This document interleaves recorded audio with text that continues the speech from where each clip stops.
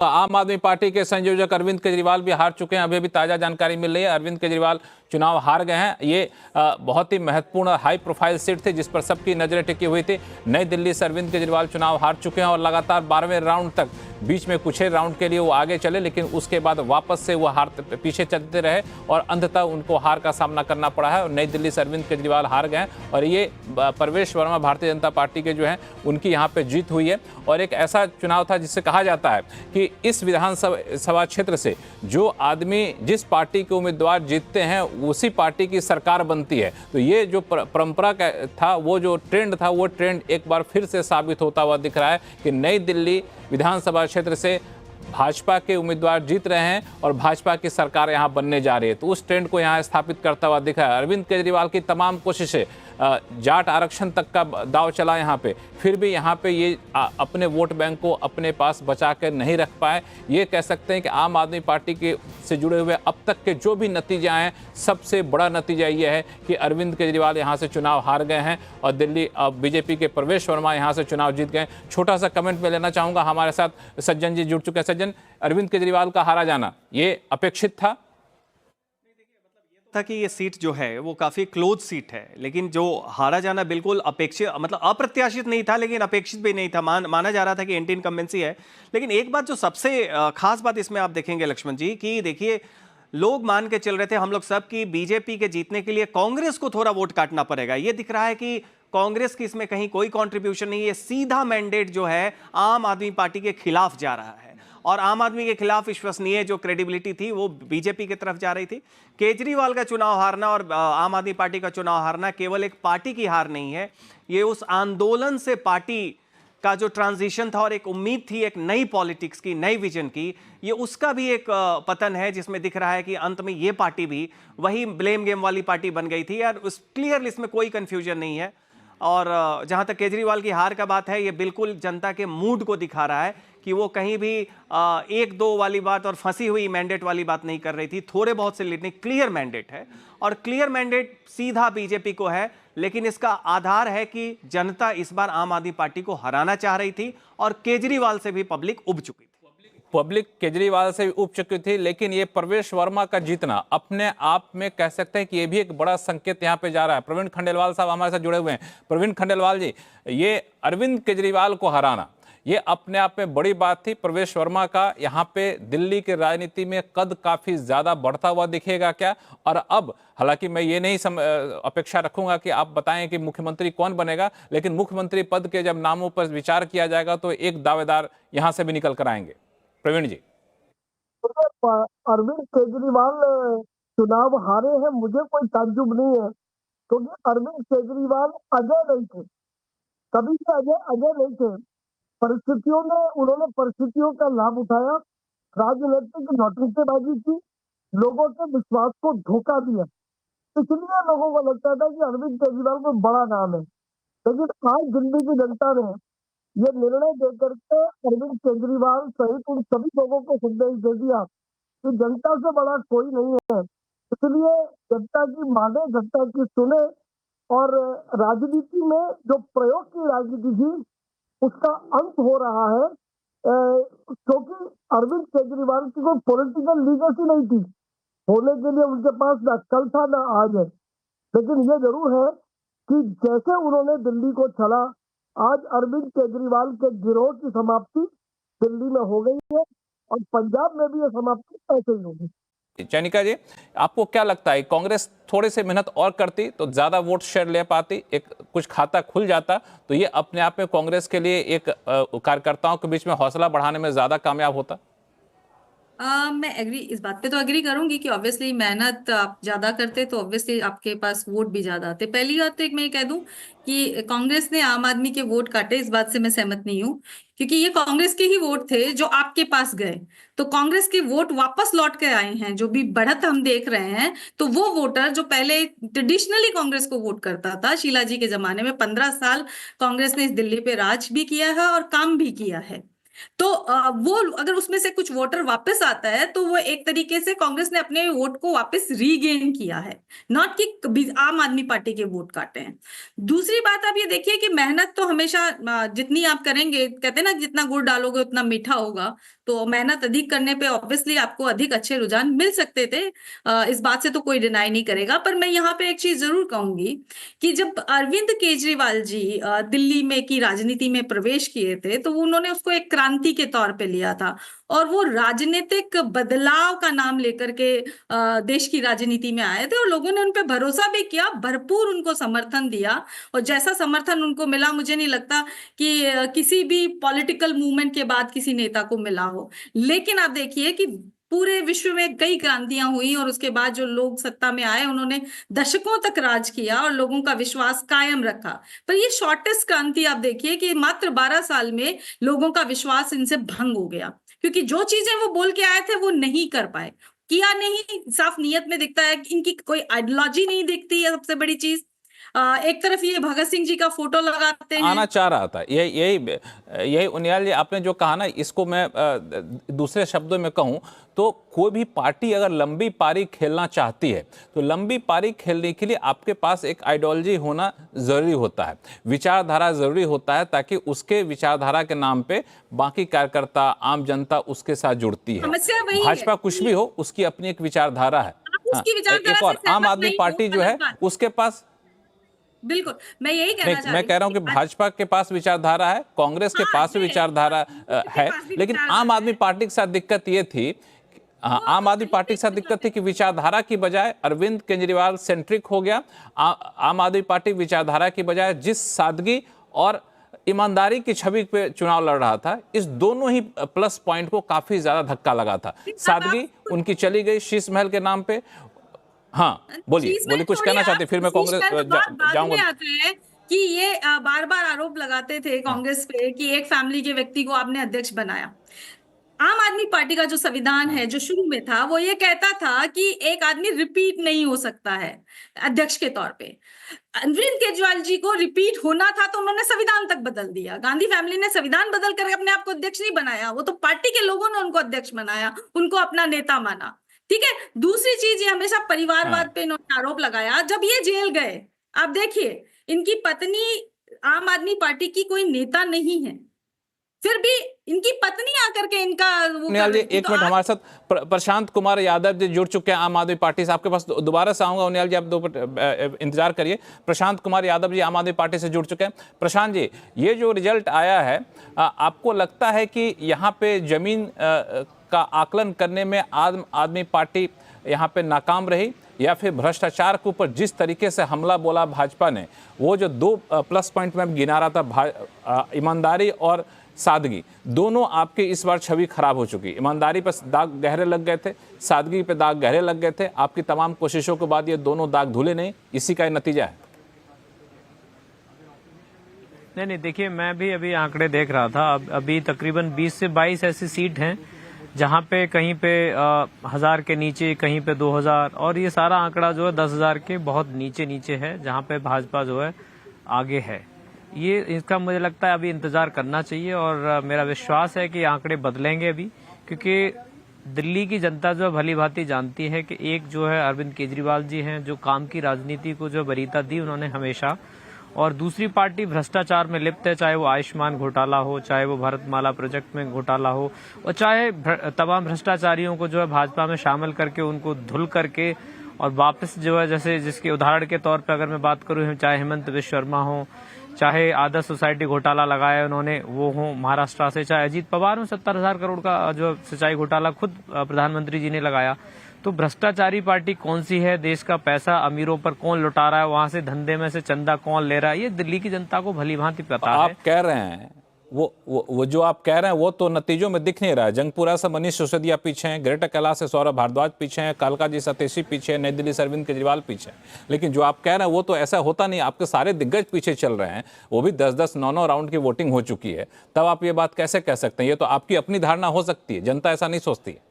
देखिए, मैंने आपको वोटों का अंतर बताया। मुझे लगता है और 1-1.5 घंटे इंतजार करना चाहिए, सारी तस्वीर जो है साफ हो जाएगी, और मुझे पूरा भरोसा है आम आदमी पार्टी पूर्ण बहुमत के साथ सभी जो दिग्गज नेता हैं वो जीतेंगे और सरकार बनाएगी। आप इंतजार कीजिए, बहुत ज्यादा समय नहीं है, लेकिन वोट मार्जिन बहुत ज्यादा नहीं है, तो इसलिए मुझे लगता है कि इंतजार करना चाहिए। और मुझे दिल्ली, एक मिनट,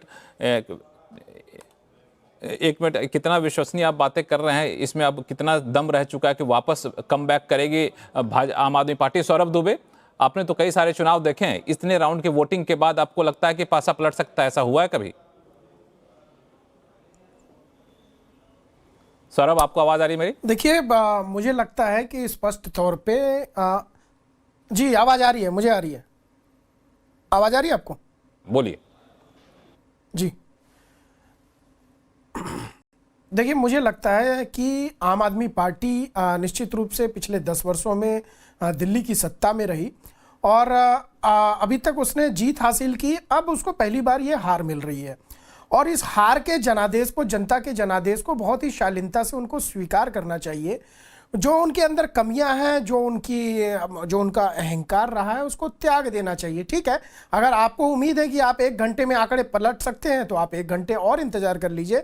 लेकिन जहां तक हम लोगों ने इतने चुनाव देखे, लगातार इतनी देखे हैं, तो अब तक ये तो 1 घंटा पहले ही सेट हो जाता है 11 बजे तक। अब तो लगभग 12:30 बजने वाले हैं।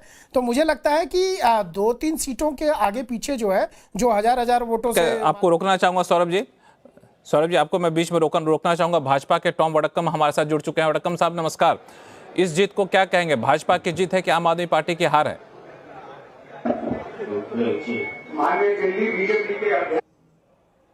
लगता है उनको हमारी आवाज नहीं जा रही यहाँ पे। सतीश जी, आप तो कई आवाज अड्डा कार्यक्रम में कई बार इस विश्लेषण में शामिल हुए हैं, तो इसको कैसे आप देख रहे हैं? चूंकि अभी विपिन जी के साथ आपकी चर्चा भी हो रही थी, मुझे लगता है कि इसमें जिस तरीके से भाजपा ने अपनी रणनीति बदली है 2-3 विधानसभा चुनाव से, और इस बार उस रणनीति को बिल्कुल जमीन पर उतार दिया कि डोर टू डोर कैंपेन करिए, हर आदमी के घर तक पहुंचिए, बड़े दिग्गजों के सहारे सिर्फ नहीं रहा कि बड़ी बड़ी रैलियां करके छोड़ देंगे, वो रणनीति इस बार कामयाब होती दिख रही है। देखिए, भाजपा अगर जीती है तो पहला तो जीत वही हो गया जब उन्होंने इमेजरी जो है वो केजरीवाल की बर्बाद कर दी। बहुत बहुत ताबड़तोड़ ऐसे प्रचार किए जिसमें वो चिपक गया, ऐसा लगता है। पहला ये था। दूसरा ये था कि इन्होंने चुनाव को यहाँ पर पोलराइज नहीं किया। जो आप कह रहे हैं रणनीति में परिवर्तन, मैं तो कहता था कि योगी जी यहाँ आ रहे हैं जिताने या हराने केजरीवाल को, तो इन्होंने पोलराइज नहीं किया। जनता को उन्होंने पोलराइज दूसरे विषय पे किया, जिसको मैं केजरीवाल मॉडल ही खुद कह रहा हूं कि उन्होंने रेवड़ी में कंपटीशन भी दे दी और साथ में जो सिविक इश्यूज थे, पानी, फलाना ठिकाना, हवा, पानी, ये सब सारे को खड़ा करके उसका पोलराइजेशन किया। तो दिल्ली में जनता में आम तौर पर आप बात पूर्ण खबर यहाँ पे आ रही है सतीश जी, एक जो महत्वपूर्ण खबर यहाँ पे आ रही है कि जंगपुरा से मनीष सिसोदिया के हारने की खबर आ रही है। अभी तक औपचारिक ऐलान नहीं हुआ है, करीब 650 वोट से चुनाव हारे हैं, ऐसी खबरें आ रही हैं। काउंटिंग छोड़कर वो निकल चुके हैं, काउंटिंग सेंटर छोड़ करके। तो ये खबर आ रही है, दर्शकों को एक बार हम लोग अपडेट कर दें। सतीश जी, अपनी बात कंटिन्यू करें। मैं आपको बता रहा हूं, मैं आपको एक न्यूज दे रहा हूं, मैंने शायद पहले भी बोला। आप पार्टी के बड़े राष्ट्रीय नेता ने मुझे चुनाव के दिन, एग्जिट पोल के समय, उससे पहले ही मेरी फोन पर बात हुई, उन्होंने मुझे बताया था कि केजरीवाल जी और मनीष सिसोदिया जी, चुनाव उनका फंस गया है, और इलाका भी बताया था कि ये इलाके में वोट नहीं पड़े हैं। तो ये आप पार्टी से अंदर से ये बात आई थी। देखिए, एक चीज देखिए ना कि भाई अगर जो महत्वपूर्ण जगह है जहां जो आप पार्टी के स्टॉलवर्ट खड़े थे, वहां पर कांग्रेस का भी स्टॉलवर्ट खड़ा था। फरहाद सूरी वहां का, ताजा जी के यहाँ का है, तो उनका लड़का है शायद। तो क्या आप समझते हैं कि वो ऐसे % थोड़ी ना होता है। तो वो हो गया। संदीप दीक्षित, लोग तो आरोप लगा रहे थे कि उनका चुनाव मैनेज जो है भाजपा वाले कर रहे थे। तो ये तरह की स्थितियां बनी थी। तो ये केजरीवाल वर्सेस ऑल हो गया और सिर्फ पोलराइजेशन तक पिछले चुनाव जैसा सीमित नहीं रहा। 10-11 साल की एंटी इनकम्बेंसी बहुत बड़ी होती है। आपके 5-6 नेता जेल भेज दिए गए, गलत सही मैं नहीं जानता हूं, लेकिन उसका प्रभाव तो जनता के मन मस्तिष्क पे पड़ता है। और आपकी रैंक एंड फाइल जो एकदम एक रहती थी, लड़ती थी भाजपा से, वो कहां थी हमें समझ में नहीं आया इस चुनाव में। तो मैं तो समझता हूं कि ये गरीबों और रेवड़ी का जो वोट है बहुत अच्छा आया है आप पार्टी को, जितना आना चाहिए था। और कांग्रेस पार्टी और बहुत अच्छा कर सकती थी, तो फिर आप समझिए कि दिल्ली के चुनाव का मतलब उसमें आप पार्टी का क्या हश्र होता। तो इसके विभिन्न पहलू थे। ये कैंडिडेट, आपको एक चीज और बता देता हूं। सेकंड सर रोकूंगा, चूंकि काफी लोग ये भी जानने में उत्सुक हैं कि जो पार्टी जीत रही है वहां ऑफिस का क्या माहौल है। हमारे सहयोगी दीपाली नंदा ने इसका जायजा लिया। दीपाली, देखते हैं किस तरह से वहां का माहौल बता रही है। तो बीजेपी स्टेट ऑफिस के बाहर इस वक्त मैं मौजूद हूँ। आप देख सकते हैं एक मेरे पीछे की तस्वीर, जहाँ पर कार्यकर्ता ढोल नगाड़े बजाते हुए अभी से ही जीत का जश्न मना रहे हैं। और अब हमारे सामने है पीके। आमिर खान को आपने पीके की किरदार में देखा होगा, लेकिन एक और बीजेपी कार्यकर्ता है, बीजेपी प्रशंसक है, जो यहाँ पर पीके की ड्रेस में आए हैं। और आप देख सकते हैं इनके गले में इन्होंने जो रेडियो टांगा हुआ है और हाथ में ये पृथ्वी का गोला लेकर चल रहे हैं। और इस गोले के ऊपर आप देख सकते हैं प्रधानमंत्री नरेंद्र मोदी। आप कैसे आ गए यहाँ पर? प्लूटो से मैडम आ रहा है।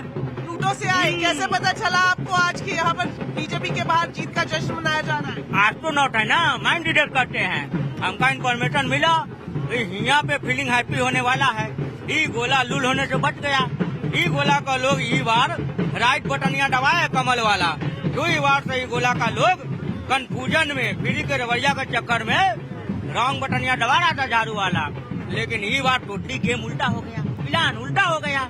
ये बार मोदी जी का चानस मिल गया।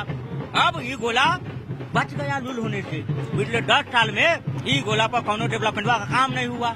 यहाँ तो आयुष्मान कार्ड भी रिजेक्ट था, लेकिन मोदी जी का जो प्लान था ना, जो फार्मूला था, वो गोला का लोग एक्सेप्ट कर लिया। कहा कि मोदी जी के पास डेडिकेशन है। कहा है डेडिकेशन है। और केजरीवाल जी जो है ना, पूरा टेलिंग लाइव बोलते हैं। अच्छा ये बताया, आप प्लूटो से आए, यहाँ पर सिग्नल मिल रहा था आपको? हाँ मैडम,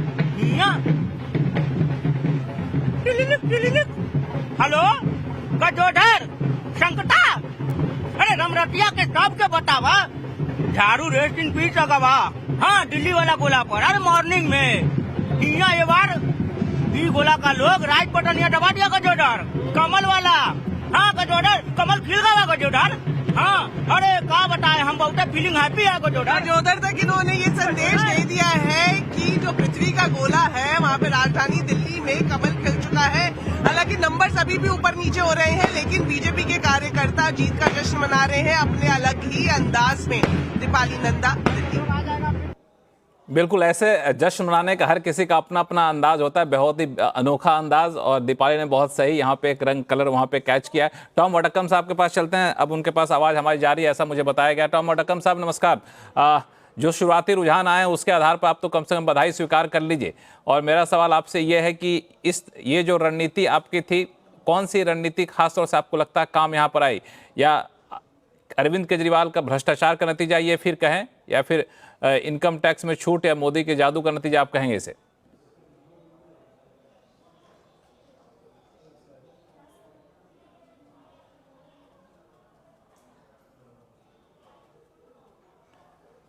इस जीत के पीछे काफी फैक्टर्स है। इसको एक इश्यू पर नहीं फोकस कर सकते हैं। इश्यू ये है कि प्रधानमंत्री मोदी जी का गारंटीज जो है उन पर दिल्ली के लोग को विश्वास है। और ये जो गारंटीज हैं, मैं समझता हूं आने वाले दिनों में आप दिल्ली में देखेंगे, क्योंकि गारंटीज वो होते हैं जो आप कर दिखाते हैं। फ्रीबीज वो होते हैं जो आप प्रॉमिस करते हैं और करते नहीं है। जैसे पंजाब में महिलाओं के साथ हुआ कि भाई उनको उनका जो फंड्स प्रॉमिस किया गया, 3 साल हुआ और कुछ भी नहीं हुआ। तो इन हालातों में मैं समझता हूं प्रधानमंत्री के लीडरशिप और गारंटीज पर लोगों पर विश्वास है। और जो डेवलपमेंट वर्क हमने किया है दिल्ली में, मेट्रो हो, रोडवेज हो, कनेक्टिविटी हो, ये सब हमने दिल्ली के लिए किया है। तो लोगों को विश्वास है कि हम आगे भी डबल इंजन गवर्नमेंट परफॉर्म करेगी।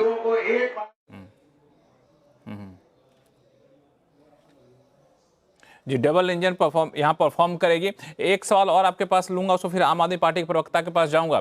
जो जिस तरीके से आम आदमी पार्टी के फ्रीबीज के टक्कर में आप लोगों ने फ्रीबीज बांटे, अब लगता है कि चुनाव लगभग जीतते हुए दिख रहे हैं, तो एक बड़ा चैलेंज होगा इसको इंप्लीमेंट कर पाना।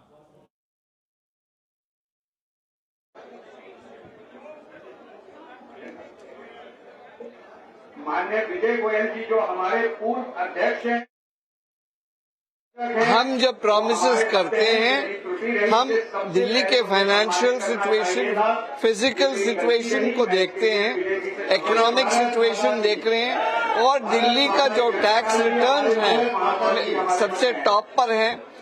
फाइनेंशियल गारंटीज जब देते हैं तो उस बेसिस पर होता है कि हमारा इकोनॉमिक सिचुएशन क्या है, और जब एक मजबूत इकोनॉमिक सिचुएशन होता है हम सम्मान दिया, लेकिन 600 वोट से उसमें हम पीछे जो कैंडिडेट जीते हैं उनको बधाई देता हूँ और उम्मीद करता हूँ कि जयपुरा की समस्याओं को वो हल करेंगे। जयपुरा के लोगों की जितनी भी चीजें हैं सबको हल करेंगे। बाकी तो अब बाकी देखते हैं। सर, काफी टफ फाइट रही है, कैसे देखते हैं, कहाँ चूक हो गई, क्या लगता है? नहीं, चूक तो आपको बताएंगे एनालिसिस करके।